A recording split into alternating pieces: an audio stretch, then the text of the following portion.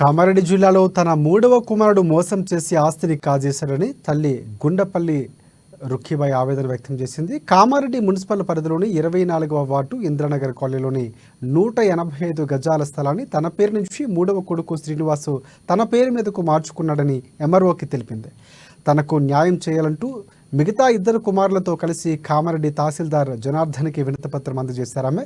తన చిన్న కొడుకు రజనీకాంత్ కామారెడ్డి పోలీస్ స్టేషన్లో కేసు పెడితే 50 గజాల స్థలం ఇచ్చాడని, పెద్ద కొడుకు బాలకృష్ణ, రెండవ కుమారుడు రాజేందర్కు మిగతా స్థలాన్ని రాసి ఇవ్వాలని ఎంఆర్ఓను రుఖీబాయి కోరారు. మా నాన్న బతుకున్నప్పుడు అమ్మ తరపున ఒక ప్లాట్ కొన్నాడు. 224 ప్లాట్ నెంబర్ ఇందిరానగర్లో 24వ వార్డులో తీసుకున్నాడు.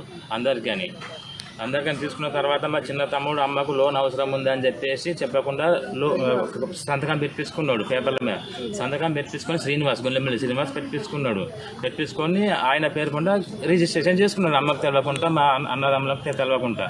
మా సంతకాలు కూడా లేవు, మమ్మల్ని అడగకుండా చేసుకున్నాడు.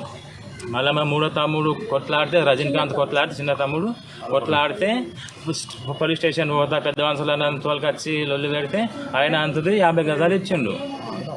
మాది మిగిలినది మాకు బాలకిషన్కు, రాజేందర్కు నాకు రావాలని అధికారులను కోరుతున్నాము. మున్సిపల్ చైర్మన్కు, జిల్లా కలెక్టర్ గారికి, మండల రెవెన్యూ ఆఫీసుల అందరికీ అధికారులకు నోటీస్ ఇచ్చినాము. దయచేసి మీడియా వాళ్ళ సహకారంతో మాకు న్యాయం